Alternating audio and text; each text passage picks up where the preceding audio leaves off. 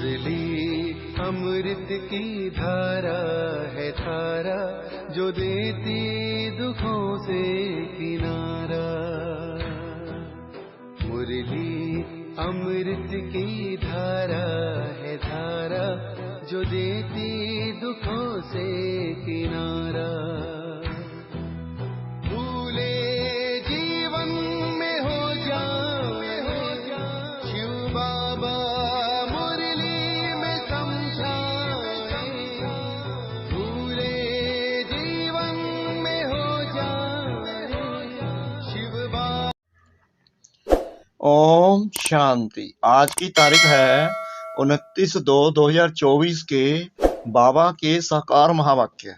मीठे बच्चे, माया दुश्मन तुम्हारे सामने है, इसलिए अपनी बहुत बहुत संभाल करनी है। अगर चलते चलते माया में फंस गए तो अपनी तकदीर को लकीर लगा देंगे। बाबा ने प्रश्न पूछा, तुम राजयोगी बच्चों का मुख्य कर्तव्य क्या है? बाबा ने उत्तर दिया, पढ़ना और पढ़ाना, यही तुम्हारा मुख्य कर्तव्य है। तुम हो ईश्वरीय मत पर, तुम्हें कोई जंगल में नहीं जाना है, यानी कि जैसे सन्यासी जाते हैं वैसे नहीं जाना है। घर गृहस्थ में रहते शांति में बैठ बाप को याद करना है। अलफ और बे, इन्हीं दो शब्दों में तुम्हारी सारी पढ़ाई आ जाती है। अलफ यानी अल्लाह, बे यानी बादशाही। ओम शांति। बाप भी ब्रह्मा द्वारा कह सकते हैं कि बच्चों गुड मॉर्निंग, परंतु फिर बच्चों को भी रिस्पॉन्ड देना पड़े। यहाँ है ही बाप और बच्चों का कनेक्शन। नए जो हैं जब तक पक्के हो जाएं कुछ ना कुछ पूछते रहेंगे। यह तो पढ़ाई है। भगवानोवाच भी लिखा है, भगवान है निराकार। यह बाबा अच्छी रीति पक्का कराते हैं किसको भी समझाने के लिए, क्योंकि उस तरफ है माया का जोर। यहाँ तो वह बात नहीं है। बाप तो समझते हैं जिन्होंने कल पहले वर्षा लिया है वह आपे ही आ जाएंगे। ऐसे नहीं कि फलाना चला ना जाए, इनको पकड़े, चला जाए तो चला जाए। यहाँ तो जीते जी मरने की बात है। बाप एडॉप्ट करते हैं, एडॉप्ट किया ही जाता है कुछ बरसा देने के लिए। बच्चे माँ बाप के पास आते ही हैं बरसे की लालच पर। साहूकार का बच्चा कभी गरीब के पास एडॉप्ट होगा क्या? इतना धन दौलत आदि सब छोड़ कैसे जाएंगे? एडॉप्ट करते हैं साहूकार। अभी तुम जानते हो बाबा हमको स्वर्ग की बादशाही देते हैं, क्यों ना उनका बनेंगे। हर एक बात में लालच तो रहती है। जितना बहुत पढ़ेंगे उतनी बड़ी लालच होगी। तुम भी जानते हो बाप ने हमको एडॉप्ट किया है बेहद का बरसा देने। बाप भी कहते हैं तुम सबको हम फिर से 5,000 वर्ष पहले माफिक एडॉप्ट करते हैं। तुम भी कहते हो बाबा हम आपके हैं, 5,000 वर्ष पहले भी आपके बने थे। तुम प्रैक्टिकल में कितने ब्रह्म कुमार कुमारियां हो। प्रजापिता भी तो नामी ग्रामी है। जब तक शूद्र से ब्राह्मण ना बने तो देवता बन ना सके।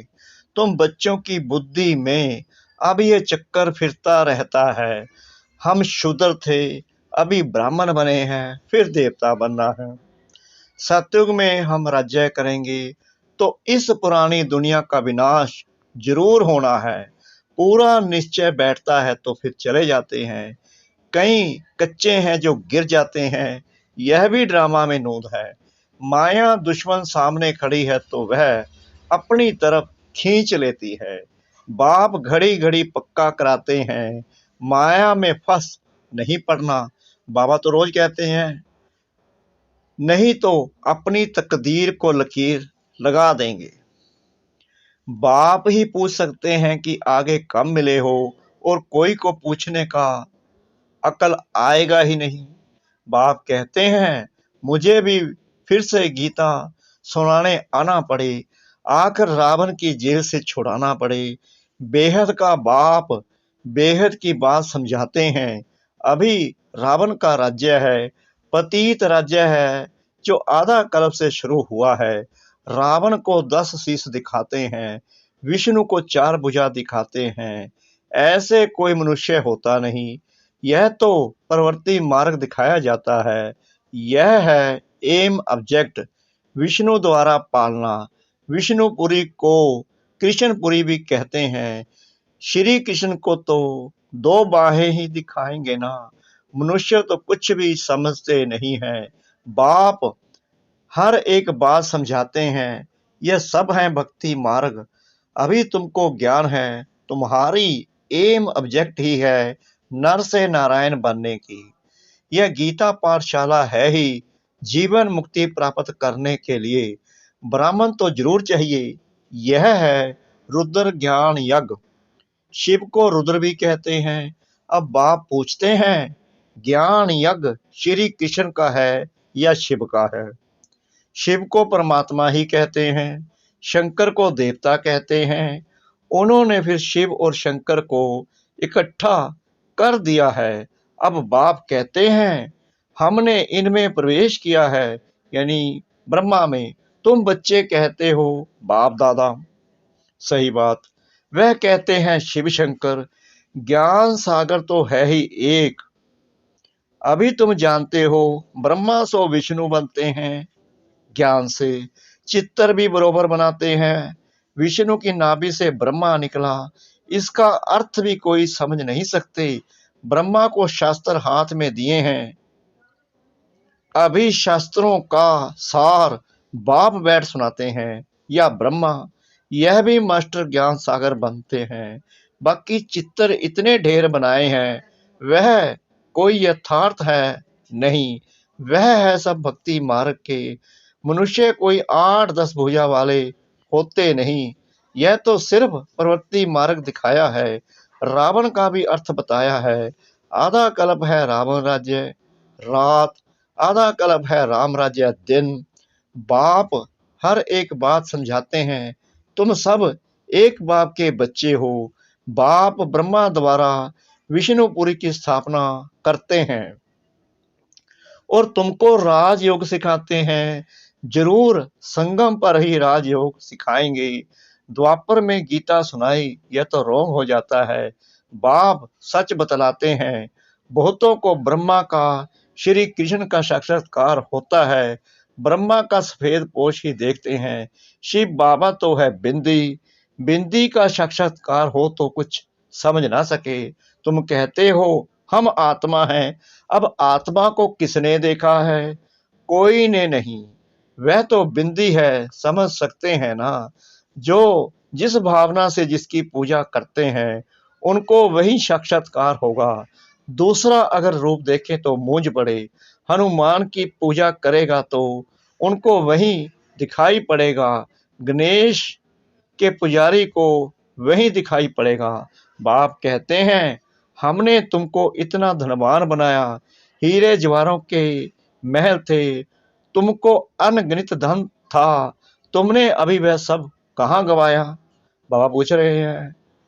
अभी तुम कंगाल बन गए हो, भीख मांग रहे हो। बाप तो कह सकते हैं ना, अभी तुम बच्चे समझते हो। बाप आए हैं, हम फिर से विश्व के मालिक बनते हैं। यह ड्रामा अनादि बना हुआ है। हर एक ड्रामा में अपना पार्ट बजा रहे हैं। कोई एक शरीर छोड़ जाकर दूसरा लेते हैं। इसमें रोने की क्या बात है? सतयुग में कभी रोते नहीं। अभी तुम मोहजीत बन रहे हो। मोहजीत राजाए यह लक्ष्मी नारायण आदि हैं। वहां मोह होता नहीं। कहाँ? सतयुग में। बाप अनेक प्रकार की बातें समझाते रहते हैं। बाप है निराकार। मनुष्य तो उसे नाम रूप से न्यारा कह देते हैं, लेकिन नाम रूप से न्यारी कोई चीज थोड़ी होती है। हे भगवान, ओ गॉड फादर कहते हैं ना, तो नाम रूप है ना। लिंग को शिव परमात्मा शिव बाबा भी कहते हैं। बाबा तो है ना बरोबर। बाबा के जरूर बच्चे भी होंगे। निराकार को निराकार आत्मा ही बाबा कहती है। मंदिर में जाएंगे तो उनको कहेंगे शिव बाबा, फिर घर में आकर बाप को भी कहते हैं बाबा, अर्थ तो समझते नहीं।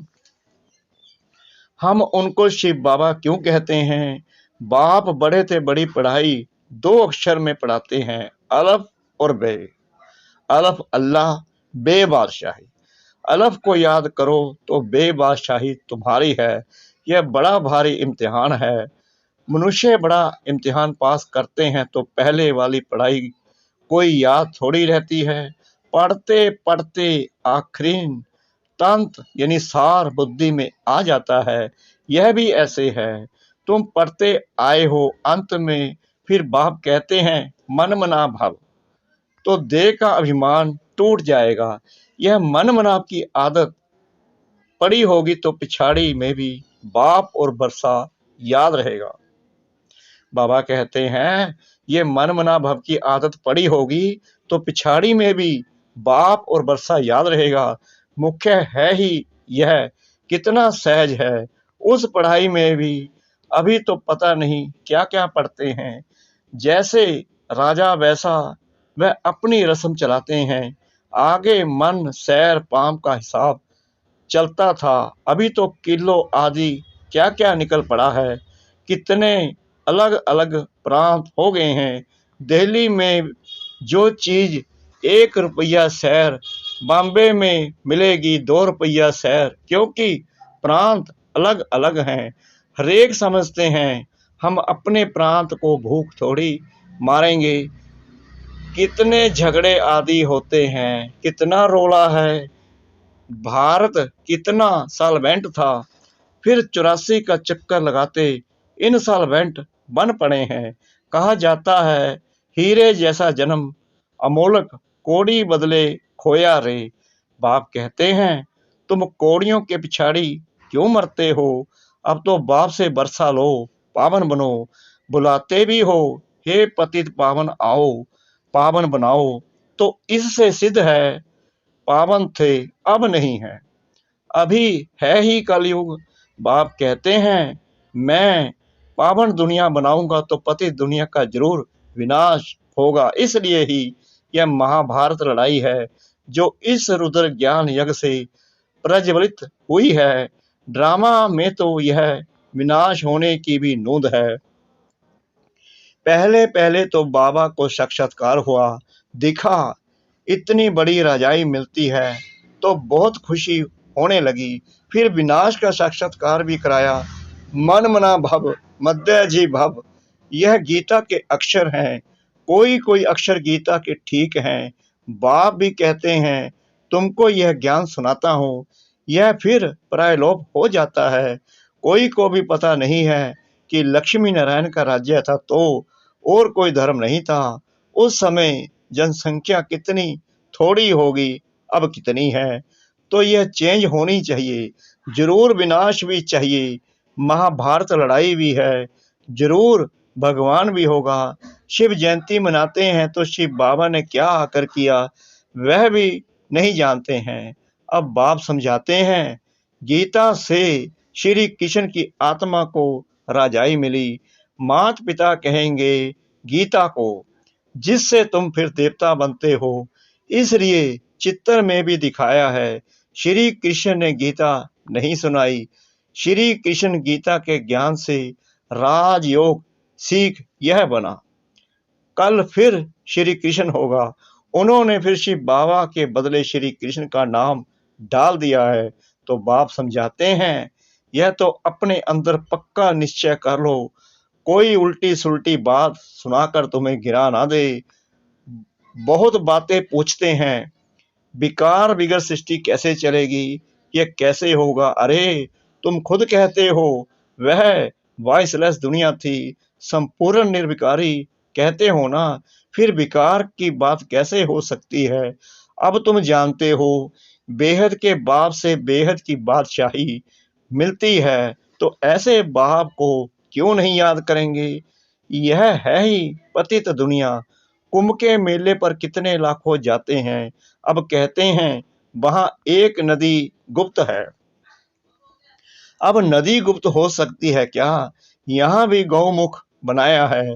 कहते हैं गंगा यहाँ आती है। अरे गंगा अपना रास्ता लेकर समुद्र में जाएगी कि यहाँ तुम्हारे पास पहाड़ पर आएगी?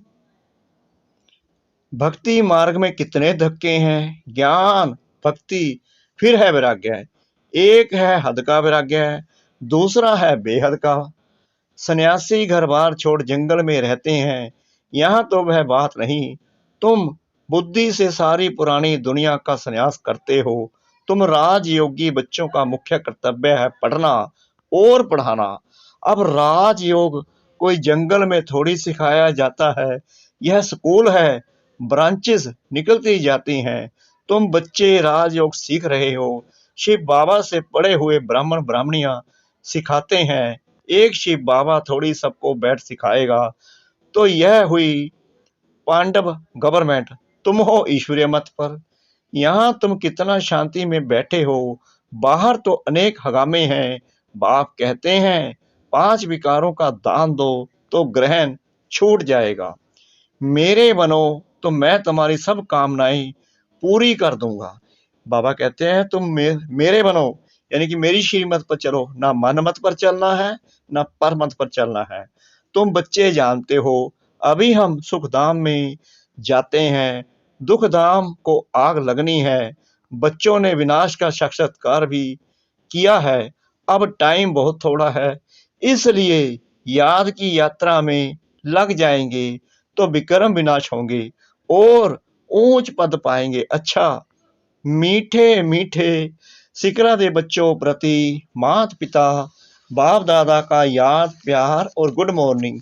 रूहानी बाप की रूहानी बच्चों को नमस्ते। हम रूहानी बच्चों की रूहानी बाप दादा को श्रद्धा भरी प्रेम भरी नमस्ते। शुक्रिया बाबा, शुक्रिया बाबा, शुक्रिया बाबा। इस मीठी मीठी मीठी मुरली के लिए धारणा के लिए मुख्य सार। नंबर 1, बाप के बरसे का पूरा अधिकार लेने के लिए जीते जी मरना है, एडॉप्ट हो जाना है। कभी भी अपनी ऊंची तकदीर को लकीर नहीं लगानी है। नंबर 2, कोई भी उल्टी सुल्टी बात सुनकर संशय में नहीं आना है। जरा भी निश्चय ना हिले, इस दुखधाम को आग लगने वाली है, इसलिए इससे अपना बुद्धि योग निकाल लेना है। वरदान शिव पिता सतगुरु का, समय प्रमाण अपने भाग्य का सिमरन कर खुशी और प्राप्तियों से भरपूर बनने वाले स्मृति स्वरूप भव। भक्ति में आप स्मृति स्वरूप आत्माओं के यादगार रूप में भगत अभी तक आपके हर कर्म की विशेषता का सिमरन करते अलौकिक अनुभवों में खो जाते हैं। तो आपने प्रैक्टिकल जीवन में कितने अनुभव प्राप्त किए होंगे। सिर्फ जैसा समय जैसा कर्म वैसे स्वरूप की स्मृति इमर्ज रूप में अनुभव करो तो बहुत विचित्र खुशी विचित्र प्राप्तियों का भंडार बन जाएंगे और दिल से यही अनहद गीत निकलेगा कि पाना था सो पा लिया। स्लोगन, नंबर 1 में आना है तो सिर्फ ब्रह्मा बाप के कदम पर कदम रखते चलो। नंबर 1 में आना है तो सिर्फ ब्रह्मा बाप के कदम पर कदम रखते चलो। ओम शांति।